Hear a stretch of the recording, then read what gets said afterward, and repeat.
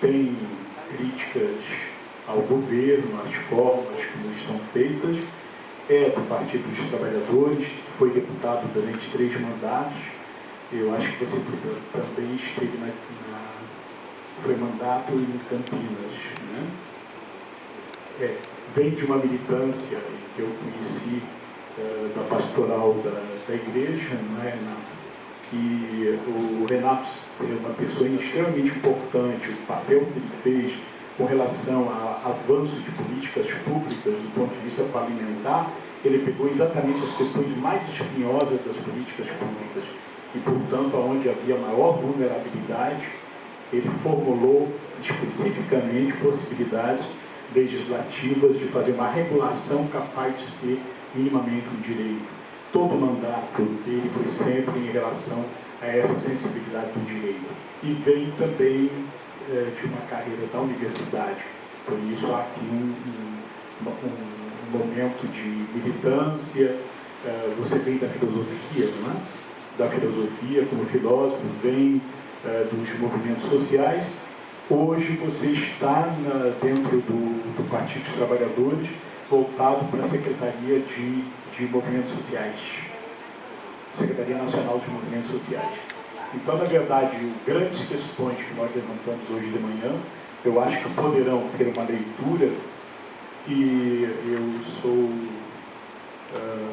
vamos dizer assim, não sou neutro em dizer que a leitura de Renato é uma das melhores leituras, inclusive conceituais, deste momento político brasileiro, dos impasses, mesmo dentro do Partido dos Trabalhadores, da questão do governo, de sucessão.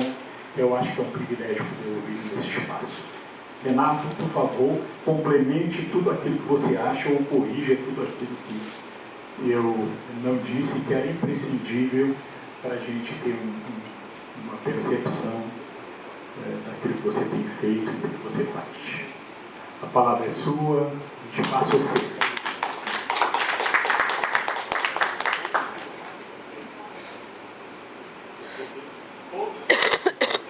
Mais ou menos 5, 6 horas. Nós vamos em marcha até o aeroporto. Pessoal, boa tarde a todos, a todas. Alegria estar aqui, né? No tempo que eu era jovem, cresci ouvindo as músicas dele e fazendo também reflexões sobre essa relação entre teoria e prática na transformação social do Brasil. E acho que isso identifica um pouco da abordagem que nós vamos fazer aqui. Ela não é nem uma abordagem exclusivamente de um militante político, nem uma abordagem teórica, estrito sensu. Ela é uma abordagem que procura relacionar esses instrumentos da teoria e da prática para identificar situações que na sociedade brasileira hoje nos desafiam a partir desse ponto de vista, desta opção política, ética, de transformar a sociedade brasileira na direção de uma sociedade de igualdade e justiça social. E num dia que é muito simbólico disso, porque há 30 anos atrás caía o governo Salvador Allende, exatamente nessa data de 11 de setembro de 1973, nós tínhamos a derrubada do governo da Unidade Popular no Chile, né, e a morte do Salvador Allende, que foi um precursor de muitas das transformações que a América Latina vem vivendo, particularmente nesse século e milênio, né? Nós vamos identificar na experiência da Unidade Popular e na experiência da Revolução Cubana as duas grandes experiências inspiradoras da luta política de gerações da segunda metade do século XX pelo socialismo na América Latina. Duas referenciais que marcaram comportamentos políticos até hoje, né? E eu diria que a experiência da unidade popular, ela é de forma recorrente trazida para o debate político da situação brasileira hoje, né? Ainda há 2 meses atrás, nós tivemos um acalorado debate quando estávamos tentando identificar os rumos das manifestações de junho sobre as manifestações populares que aconteceram também no governo Allende e que, principalmente na fase final do governo, significaram uma hegemonia à direita na luta contra o regime. De forma automática se avaliava que isso poderia também acontecer. A direita está tomando conta das ruas e nós estamos na iminência de um golpe contra o governo Dilma. Portanto, essas manifestações são manifestações que nós devemos combater do ponto de vista dos que apoiam um processo institucional de mudanças no nosso país, né? Na verdade, se a gente analisar as primeiras análises que foram feitas e a primeira verbalização da esquerda no Brasil sobre as manifestações de junho, nós vamos verificar que foram análises profundamente conservadoras, né? E análises que se demonstraram totalmente equivocadas e que foram corrigidas, tanto à direita quanto à esquerda, no decorrer desse processo, né? E eu queria começar justamente por essas manifestações para discutir o momento que nós estamos vivendo. Porque já há muitos anos, muitos centros urbanos do país vivenciaram manifestações pelo passe livre contra o aumento de tarifas, uma base social fundamentalmente jovem. Se a gente lembrar de episódios em Florianópolis, em São Paulo, no Rio, em Belo Horizonte, mesmo na região Nordeste, em vários locais, não era uma novidade o que começou a acontecer naquele início de junho em São Paulo.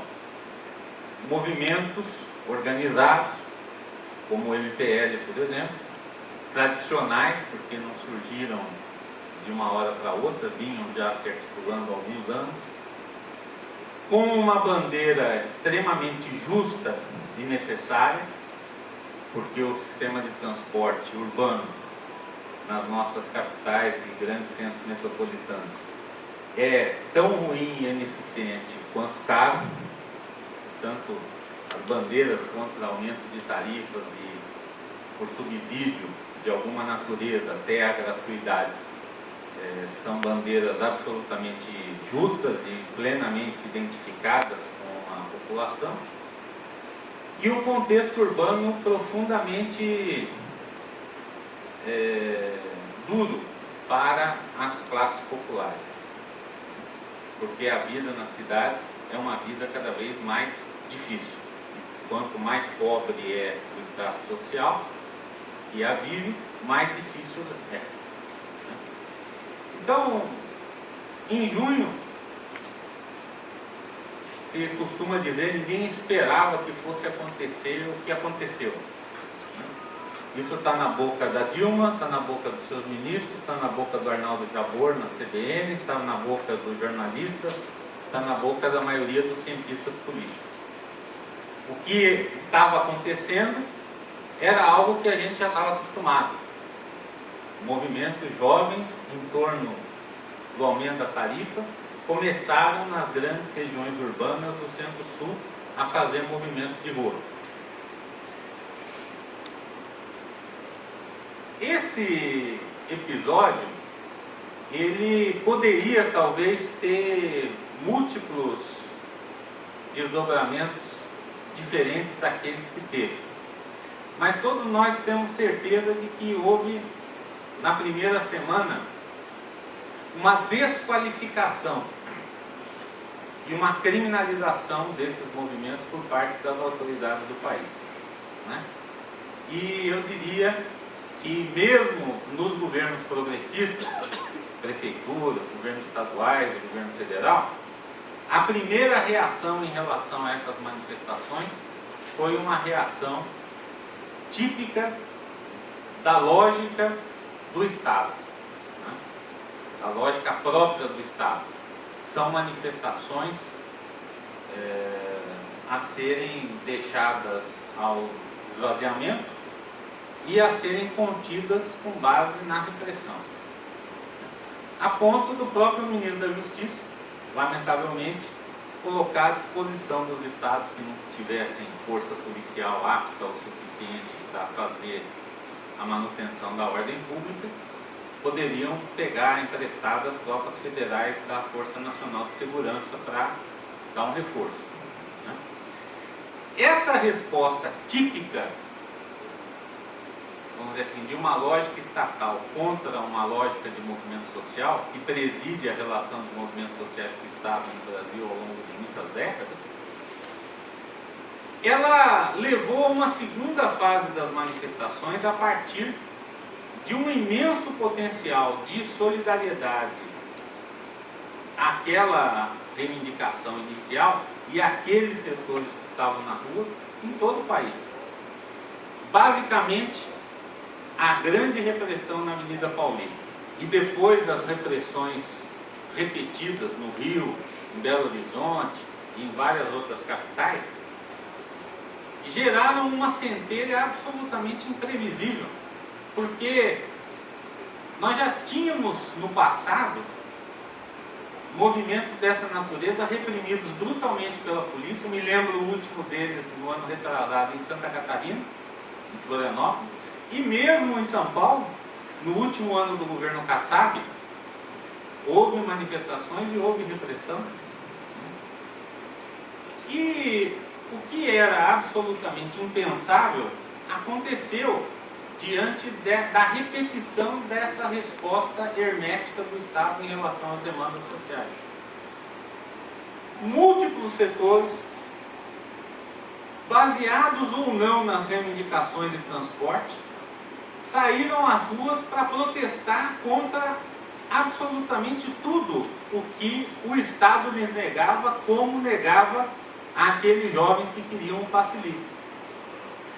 E nós vamos ter uma segunda fase das manifestações que extrapolam e muito o eixo do transporte e a capacidade de convocação de um único movimento social, para verificarmos que as ruas passaram a ser ocupadas por uma geração de pessoas para quem as ruas eram a primeira experiência de participação política das suas vidas. E eu digo que a reação é conservadora porque era muito comum nas centrais sindicais, nos movimentos sociais, no PT e nos partidos de esquerda, a nossa geração, dos 50 para cima, falar muito mal dessa juventude. Essa é uma juventude alienada, uma juventude que não faz nada, é consumista. No meu tempo é que era bom, no meu tempo eu estava assistindo a Revolução em Moçambique. Eu estava ouvindo e sintonizado com a Revolução Sandinista. Aquela juventude é aquela porreta, nós resistimos à ditadura. Essa juventude de hoje, ela é bunda mole. E a reação conservadora vem justamente do fato de que quando essa juventude experimenta a sua primeira participação política no movimento de massas, a nossa reação é: esse pessoal não sabe o que está aqui dentro, não tem reivindicações, imagina, não tem nenhuma liderança, é um bando. E esse quebra-quebra, essa violência, esses mascarados, são absurdos, né?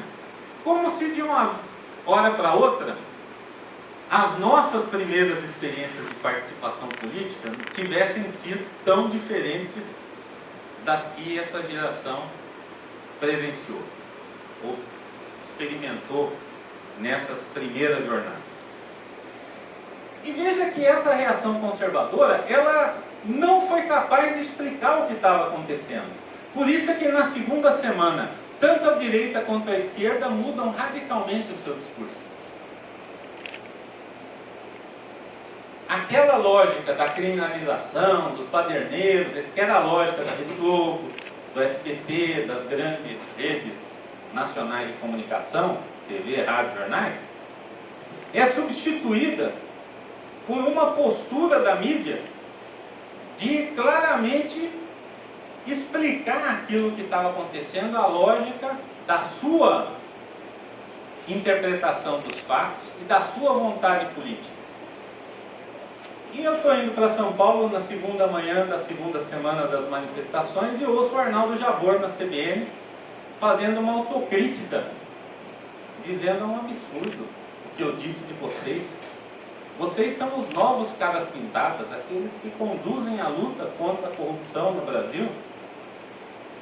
Eu estava errado quando chamava vocês de baderneiros. Eu peço desculpas por ter dito que a polícia tinha que baixar o sarrafo, porque vocês são o futuro do Brasil. Na véspera, o Fantástico tinha aberto espaço para que os líderes dos movimentos do Passe Livre usassem o espaço nacional da Globo. Vocês sabem que nem o MST, nem outros movimentos tiveram oportunidade de fazer, explicar suas reivindicações, falar da justiça das suas reivindicações. E naquela semana, até as novelas, a grade imutável das TVs, foram alteradas para transmitir ao vivo as manifestações dos caras pintadas contra a corrupção. E da mesma forma que a experiência política individual dessas pessoas foi construída em redes sociais, que são absolutamente multifacetadas, aquelas manifestações, elas continham um conjunto de cartazes e de expressões, não de reivindicações previamente organizadas em sindicatos, em grupos, em coletivos, que aprovavam pautas e que transformavam a divulgação daquilo que era efetivamente o eixo da manifestação, mas as mais variadas, o que permitia inclusive a Rede Globo e a qualquer empresa de comunicação filtrar aquilo que ela gostaria que fosse o teor daquelas manifestações e projetá-las para a sociedade como um todo. Naquela mesma semana, também houve um giro no pensamento da esquerda no Brasil a respeito das manifestações. Quando eu chamo a esquerda, eu estou dizendo as formas tradicionais de organização da esquerda em movimentos sociais, centrais sindicais e partidos políticos. E isso se expressou ao final da segunda semana, na primeira nota pública que o PT adotou sobre o caso, no dia que o prefeito de São Paulo, Haddad, revoga o aumento da tarifa, e na véspera do pronunciamento da presidenta Dilma em rede nacional de televisão. Naquele momento se produz um giro no pensamento do PT e da maioria dos movimentos sociais, porque no mesmo dia em que a Dilma está na TV, nós realizamos em São Paulo uma plenária nacional com mais de 80 organizações de esquerda do Brasil, entre partidos centrais e movimentos sociais, para discutir o que era aquele monte de gente na rua que a gente não sabia direito quem era, nós que éramos os reis das ruas desde todo sempre, a partir da ditadura militar. E naquele grande fórum estavam 7 partidos políticos, 4 de oposição e 3 de situação. Estávamos lá o PT, o PCdoB, o PSB, o PSOL, o PSTU, o PCO e o PCB. 5 centrais sindicais. O movimento social, o mais variado.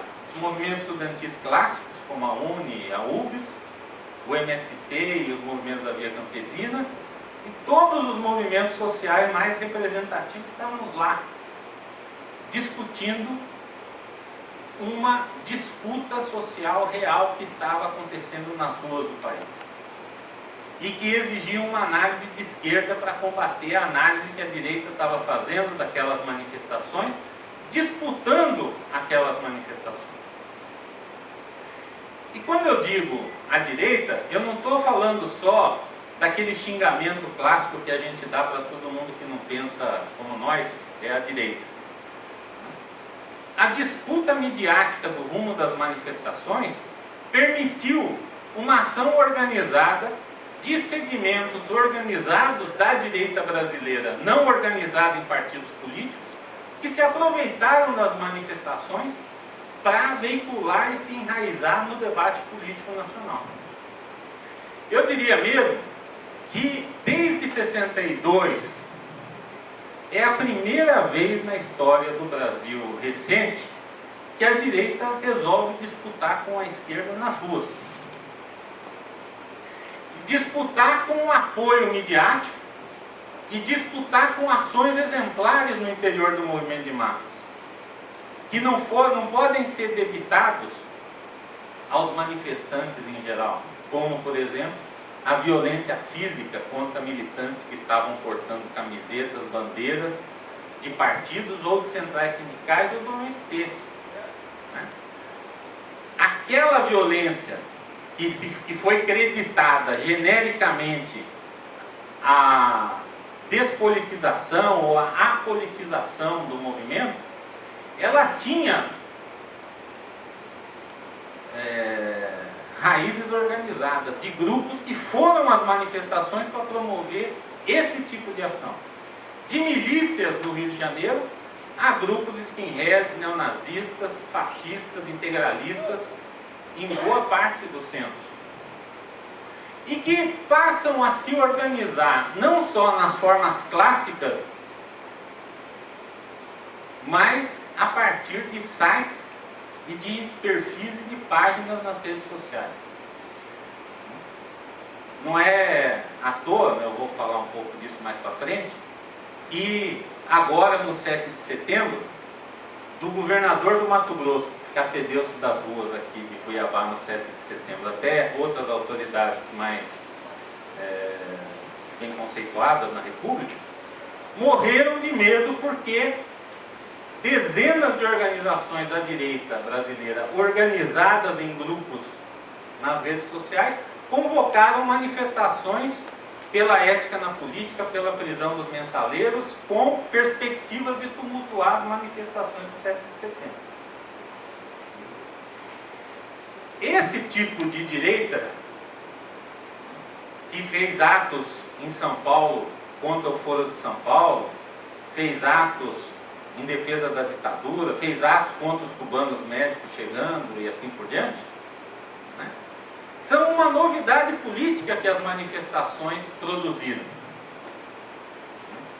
Porque a direita ganhou de nós, puxando o tapete da democracia e dando golpe. Nós demorou, nós aprendemos, nos organizamos, lutamos, ganhamos. Eles passaram a nos derrotar a esquerda, ou as esquerdas, pela via eleitoral na democracia institucional. Demorou, nós aprendemos, organizamos, ganhamos.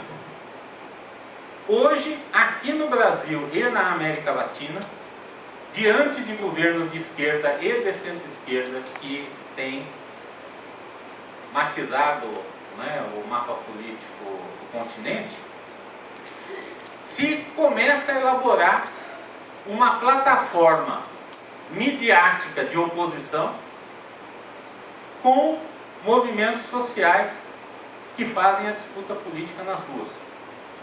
E eu diria que, se a gente não se preparar para isso, o ano que vem nós vamos ter de novo a mesma surpresa que a gente teve em relação às manifestações de junho de 2012. Elas não vão parar, elas são um fenômeno que vem para ficar. E elas desafiam o pensamento e as formas de organização, de expressão e de comunicação das esquerdas do Brasil. Do PT e do governo aos movimentos sociais mais opositores à nossa experiência. Porque todos fomos derrotados nas ruas pela novidade política que se estabeleceu em junho. Isso ficou claro, por exemplo, no 11 de julho, quando as centrais sindicais e os movimentos sociais, aqueles que se reuniram na noite que a Dilma falou à nação, nós fizemos mais 3 plenárias e decidimos uma pauta unificada das esquerdas. Foi todo mundo para a rua, da força sindical ou com lutas, do PT ao PSTU, do movimento sem terra aos movimentos mais moderados da sociedade. E o viço, o vigor, a vitalidade daqueles movimentos de junho não apareceram nas ruas no 11 de junho. Parecíamos todos nós ainda um pouco meio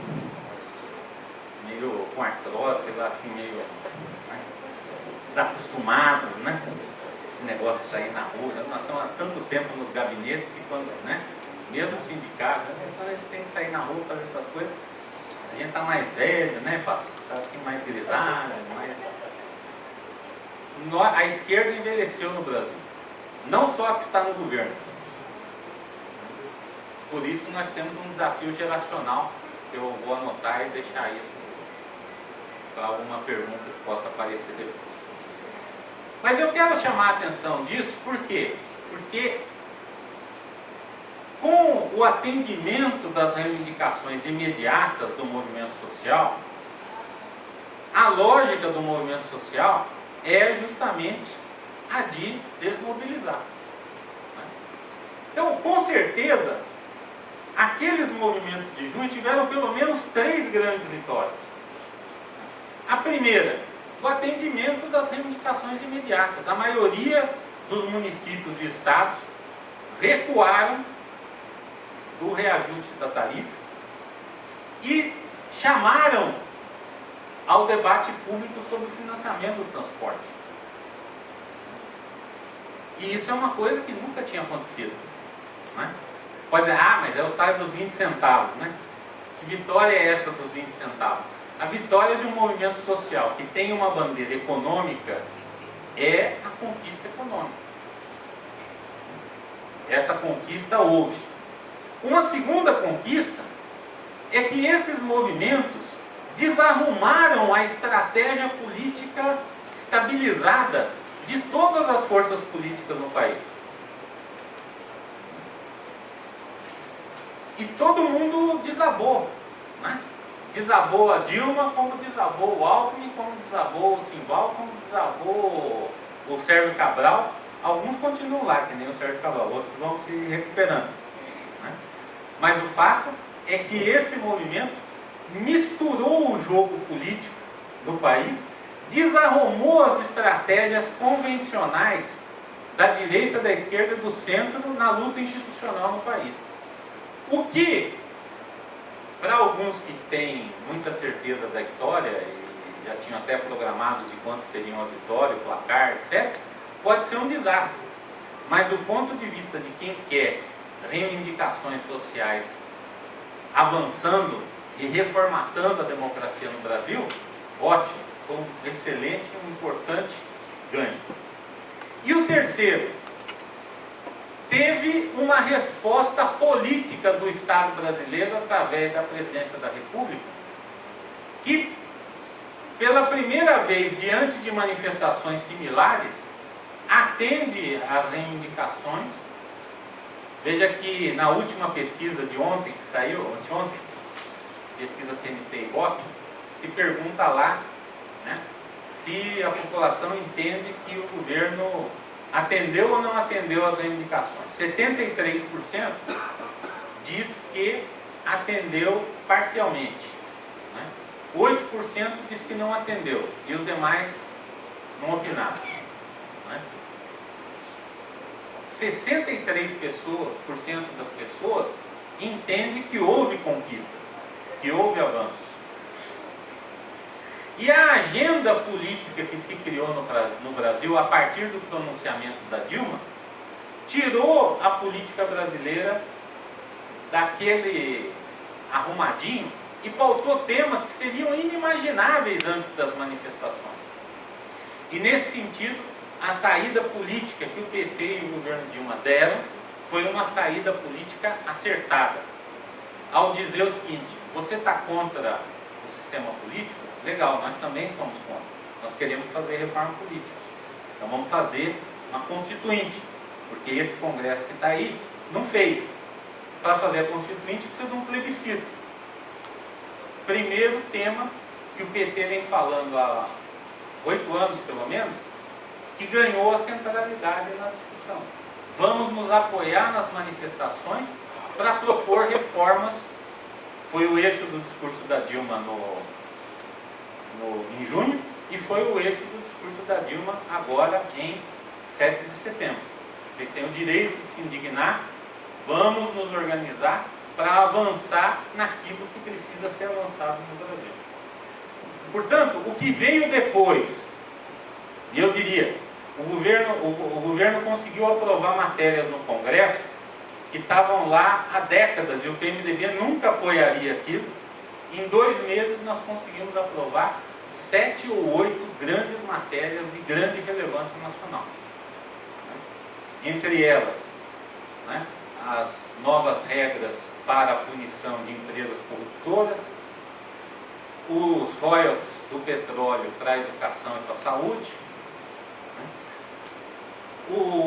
os vetos da presidente Dilma que foram mantidas aos projetos do ato médico, né, e agora vamos ter uma nova batalha da multa do Fundo de Garantia por Tempo de Serviço, paralisar a tramitação do projeto das terceirizações, projeto 4330, garantir condições para disputar e ganhar na população o programa dos mais médicos, o fortalecimento do SUS como saída para a crise da saúde, né? E uma série de outras matérias menos bombásticas. Política para a educação popular. Exatamente, no Plano Nacional de Educação. A camponesa da verdade, está tudo. Então, esse processo, vamos dizer assim, do ponto de vista de avanço social, garante, a meu ver, para as manifestações de junho, já um crédito fantástico de avanço da pauta política do país. E por isso ela desorganizou a estratégia à direita e à esquerda. À direita e à esquerda. Desorganizou a estratégia do governo. E basta a gente ver como a base parlamentar do governo está desmilinguindo, porque essa base parlamentar do governo Dilma não foi feita para aprovar reformas democráticas populares, ela foi feita para outro conteúdo. Daí a resistência do PP, do PTB e principalmente do PMDB às propostas do próprio governo. Desorganizou. Desorganizou as coligações. Desorganizou até mesmo os outros candidatos à presidência da República. E é por isso que eu queria chamar a atenção de vocês para o fato de que não dá para pensar a política brasileira a partir de agora sem pensar no protagonismo das duas como parte da estratégia da direita e da esquerda no Brasil. O que significa uma coisa muito difícil de ser feita. Porque ao longo de 20 ou 30 anos, a estratégia da direita e da esquerda foi de disputa política entre 2 grandes campos, um liderado pelo PSDB, outro liderado pelo PT, com uma matiz ideológica diferenciada, mas dentro do mesmo marco institucional. E agora o jogo embaralhou. E ao embaralhar, surgem novos sujeitos políticos, organizados ou não, que dizem que essa democracia representativa não é a democracia representativa que é capaz de enfrentar os dilemas totais do país. E isso tem a ver com um balanço do que foi possível fazer dentro dessa institucionalidade de transformação. Eu queria falar um pouco sobre isso antes de ir para o último bloco. Por quê?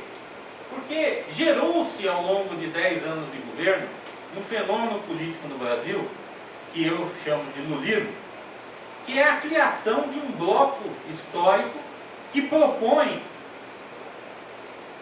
um processo de transformação social do Brasil em favor dos mais pobres, a partir de 3 premissas básicas. Primeiro, da conciliação de classes. O lulismo não é um fenômeno revolucionário, não é um fenômeno socialista. Ele é um fenômeno de reformas sem grandes rupturas, sem rupturas de classe. Né? Por isso Lula escolhe o Zé Alencar de vice, lança a carta ao povo brasileiro e se propõe a ser o candidato da aliança entre o capital e o trabalho, sendo o capital, o representante do capital, aquele segmento produtivo do capital vítima do neoliberalismo. Essa é a aliança de classes proposta pelo lulismo. E ela produziu efeitos. É inegável que os mais pobres melhoraram de vida. Criou-se um mercado de consumo de massas. Houve uma inclusão social dos mais pobres no consumo e um acesso maior dos mais pobres aos serviços públicos. Significa que a elevação dos de baixo foi realizada num contexto em que os de cima não perderam nada. E esse contexto foi possível porque nós vivemos um quadro econômico no país e na América Latina e no mundo de crescimento econômico, que permitiu, portanto, que o cobertor fosse capaz de cobrir as orelhas de um e os pés dos outros. Uma segunda característica do lulismo, né, além, primeiro então, é esse processo de conciliação de classes, de transformações sem ruptura, é que esse é um fenômeno suprapartidário. Tão lulista quanto a Dilma é o Simval Barbosa. Quem vai discordar? Quem pode dizer que não? O Eduardo Campos, nós temos vários candidatos lulistas à presidência da República, não só a Dilma.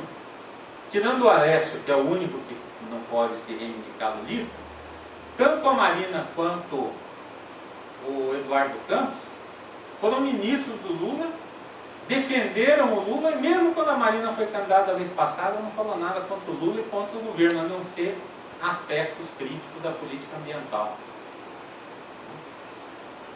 Esse fenômeno, portanto, ele não é um fenômeno próprio do PT. Ele pode ter tido a sua origem no PT, mas o lulismo é um fenômeno suprapartidário. E os seus governos são governos de coalizão partidárias de centro, centro-direita e esquerda. E é por isso que isso se reproduz no governo Dilma e se reproduz nos governos de Estado encabeçados pelo PT ou dos quais o PT participa.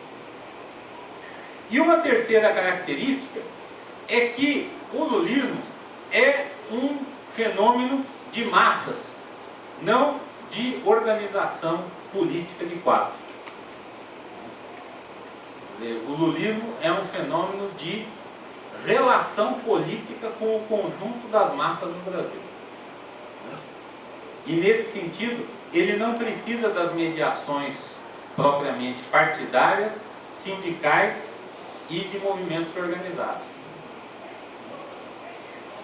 Por que eu estou fazendo isso, né? Dentro do PT, eu defendo uma crítica petista ao lulismo. Não para desqualificá-lo e dizer que é uma traição de classe, como explicaria, né, a oposição de esquerda ao PT e ao governo, mas para estimar de fato aquilo que foi positivo e aquilo que é danoso ao processo de transformação social que nós queremos no Brasil e que precisa ser disputado por um outro fenômeno político igualmente importante, que é o petismo. Mas esse debate eu vou deixar para o PT, eu vou só continuar aqui sobre o lulismo, né? Por que é importante a gente estudar o lulismo? E tem algumas produções teóricas já bastante importantes saindo, né, a partir do estudo pioneiro do professor André Singer, que foi porta-voz do lulismo, portanto sabe bem do que está falando, né? E de múltiplos outros autores já, né, que têm publicado sobre o lulismo. Porque esse é um fenômeno político que veio para ficar. Ele vai marcar a sociedade brasileira pelas próximas décadas.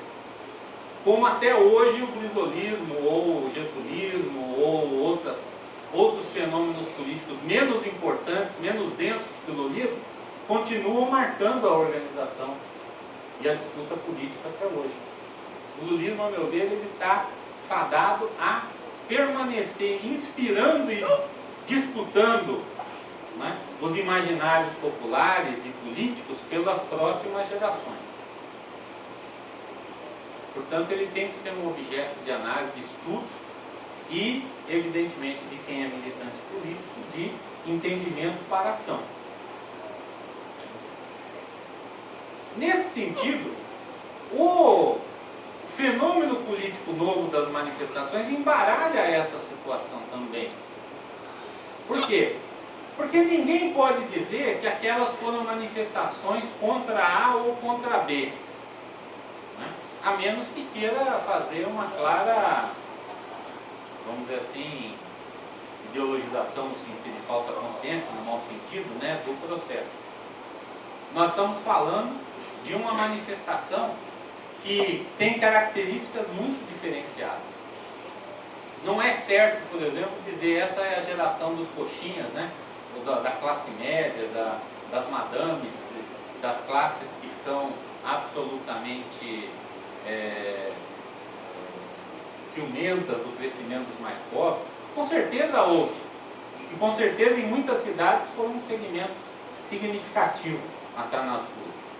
Mas ali estavam muitos lulistas. Ali estavam beneficiários das ações do governo, classes sociais que se beneficiaram do governo.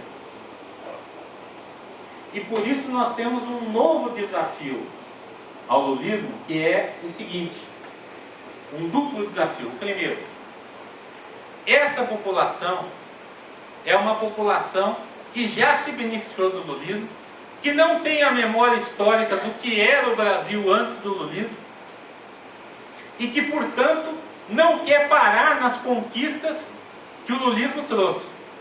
Querem qualificar essas conquistas. E, portanto, eu identifico nesse segmento uma força social progressista. Uma força social, diria, de esquerda. Porque querem transformações mais amplas. Então não basta, né? Eu tive agora recentemente, há uns 4 meses atrás, um debate na Universidade Autônoma de Barcelona. Num contexto em que os jovens que estavam naquela plateia vivem numa região e num país com 40% ou mais de desemprego na juventude. 25% de desemprego da população economicamente ativa do país. E na juventude é 40%.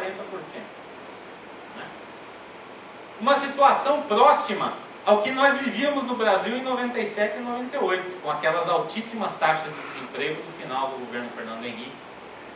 Evidentemente que as questões que aquela juventude tem, e muitos talvez tenham sido indignados na Porta do Sol lá em Madrid, ou em qualquer outra cidade da Espanha, é radicalmente diferenciado de uma juventude que tem uma situação de emprego radicalmente diferente aqui no Brasil.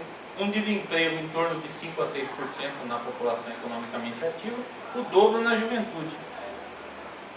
Agora, nós podemos dizer a essa juventude, para ficar contente de estar empregada, se ela ganha o salário mínimo ou pouco mais que o salário mínimo, se ela não consegue estudar e trabalhar ao mesmo tempo, porque ela, no deslocamento, não consegue chegar na faculdade ou não consegue chegar na... Se ela tem que trabalhar com vínculos de terceirização no trabalho, são outras, o mundo do trabalho mudou no Brasil. São outras questões.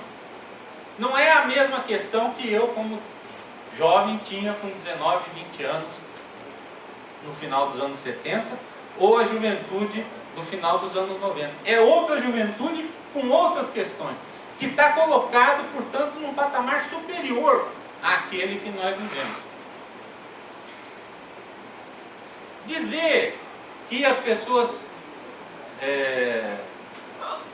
vamos dizer assim, não têm direito de reclamar das universidades porque tem o ProUni, porque tem institutos federais, porque tem novos campos das universidades federais, é um equívoco. Porque quando não tem vaga, a luta é por vaga. Quando tem vaga e essa vaga é ocupada, a luta é pela qualidade do ensino. São novas questões, né?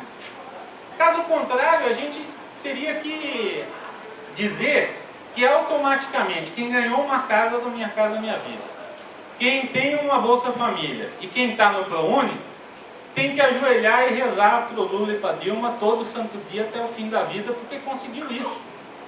Há um sentido progressista na cobrança da qualidade do serviço público. Porque essa qualidade do serviço público era negada a essas pessoas. Porque não tinha o serviço público e porque a única saída que o governo neoliberal dava era o mercado. Compre um plano de saúde, compre uma segurança privada, vá para a universidade particular, tem saídas. Né? Quando você diz, não, essas saídas, elas continuam existindo, mas não é a nossa saída, nós vamos qualificar o serviço público, a demanda da sociedade não é só por ir, é por ir ser bem atendido, ser tratado com dignidade, ter a solução do seu problema. Então, há hoje um novo debate sobre a qualidade do serviço público que não dá mais para ser deixado de lado apenas pelas avaliações quantitativas das realizações do governo. E segundo desafio, é o desafio de que essa juventude que foi às ruas, que tem esse sentido, ela não está organizada nas formas tradicionais de organização. O que implica num duplo questionamento. Primeiro, essas formas tradicionais de organização estão abertas à participação da juventude? Querem efetivamente a participação da juventude? Estão dispostas a abrir mão das suas certezas e das formas tradicionais de resolver os seus problemas em favor da participação da juventude? Isso é uma grande questão para os sindicatos, por exemplo. Se a gente analisar os dados de sindicalização, a Fundação Perseu Abramo acabou de realizar um estudo dirigido aí pelo Márcio Postman sobre essa questão, nós vamos verificar que nós temos hoje uma classe trabalhadora mais jovem, mais escolarizada e menos sindicalizada. E essa juventude também não está na igreja da teologia da libertação, que nem existe mais assim em qualquer lugar, você tem que procurar bastante para achar. Mas também não está nos movimentos tradicionais das várias igrejas cristãs. Também não está no movimento estudantil clássico, na UNE, na URBS, no Grêmio, no diretório. Isso significa que nós temos que repensar também as formas de organização para os próprios partidos. Os próprios partidos são instituições que envelheceram. O PT, por exemplo, foi obrigado a tomar uma atitude e disse o seguinte: bom, para abrir espaço mesmo, nós vamos ter que garantir no mínimo 20% de vagas para jovens até 30 anos incompletos. E tem um monte de diretório que está reclamando no Brasil inteiro porque não tem isso de filiados. Mas vai ser obrigado a investir numa política de juventude para que o partido, a central sindical, o movimento não envelheça, condenado à sua própria esterilização enquanto ser político capaz de se renovar. Então, gente, eu queria caminhar para a conclusão aqui, para a gente poder conversar um pouco, dizendo para vocês o seguinte: nós temos um fenômeno no Brasil que está teoricamente resolvido na Constituição. Que a Constituinte de 88, quando definiu a nova estrutura política do Brasil, disse que a democracia é representativa e participativa. Aí ela descreve em detalhe o que é a democracia representativa. E tem capítulos e artigos descrevendo o que é a democracia representativa. E quando ela fala lá da democracia participativa, tem um artigozinho e 2 ou 3 menções embaixo sobre projetos de iniciativa popular, plebiscito e referendo. A tal da Constituição Cidadã, de fato, ela tem elementos de ruptura e de continuidade com o processo jurídico brasileiro. E eu devo dizer a vocês que os capítulos da atual Constituição sobre o sistema político, na grande maioria, são cópia descarrada da Constituição de 46 e das modificações nela contidas na Constituição de 67 e nos atos institucionais. Portanto, nós temos de fato um atraso nas estruturas representativas da democracia brasileira que correspondem à herança autoritária do Estado brasileiro. Porque o Congresso Nacional, os atos do Executivo, o Judiciário da Constituição de 88 são os mesmos Executivo, Legislativo e Judiciário da Constituição dos Militares.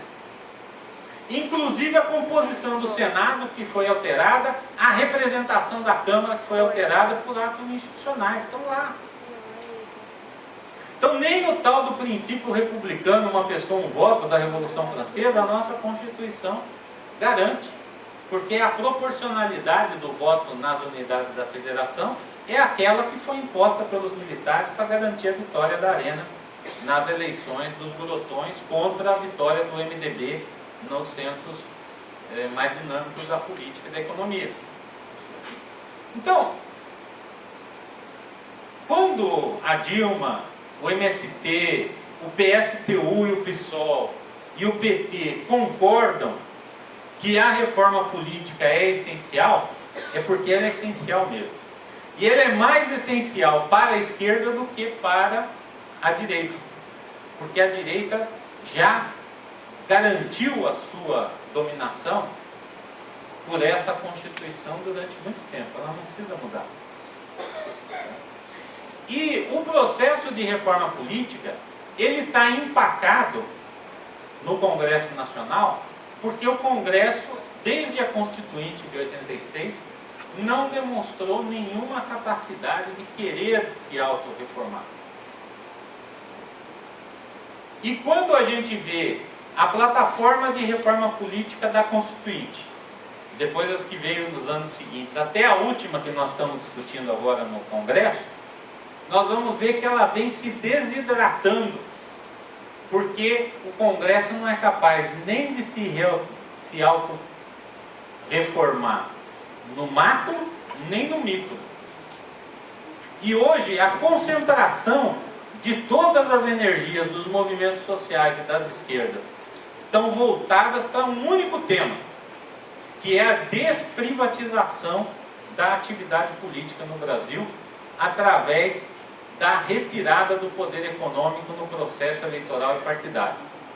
Porque hoje são as grandes empresas que, ao financiar não só os candidatos, mas os próprios partidos políticos, selecionam aqueles que a democracia vai ou não vai assegurar como dirigentes no Executivo e no Legislativo.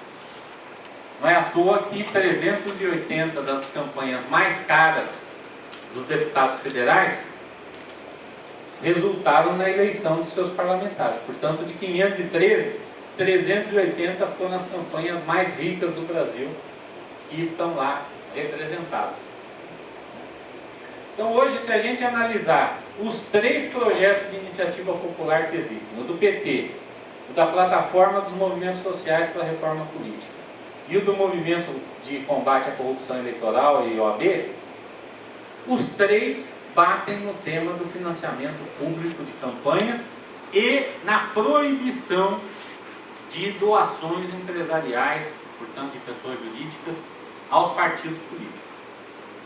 E esse é um fenômeno que a sociedade brasileira está tomando conta agora, porque é muito fácil a gente se indignar quando tem uma imagem de bastidor mostrando o governador recebendo um maço de dinheiro no governo federal, ou a deputada pegando um negócio, pondo na bolsa, ou o outro pondo na meia. Fácil, 10 mil, 20 mil, 50 mil.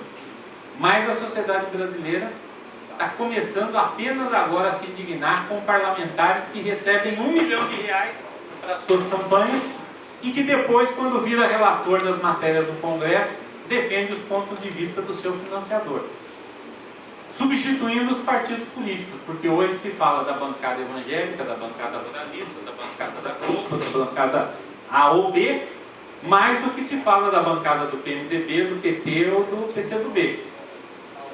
Os parlamentares eles acabam se fixando como representantes do poder econômico que viabilizou o seu processo eleitoral. Então eu chamaria aqui a atenção para o tema da reforma política, que hoje está nesse tema, mas que é um tema que envolve um balanço de todas as instituições políticas da democracia representativa, que com certeza vai ser assunto aí para a política nos próximos anos, né? E caso o Congresso entenda que é capaz de fazer, vai tentar fazer, né? Como eu acho que ele não vai fazer, né? Nós ainda vamos ter um longo debate sobre a necessidade ou não de um processo constituinte no Brasil para fazer as reformas que a sociedade exige e o Congresso não quer fazer. Então, Passos, era isso mais ou menos que eu queria colocar, né? E misturando aí o tal do Estado com as políticas sociais, porque ele misturou tanto a minha cabeça que eu espero de alguma forma ter atendido aí as expectativas, né? E estou aberto aí para a gente poder fazer um debate sobre isso. Obrigado.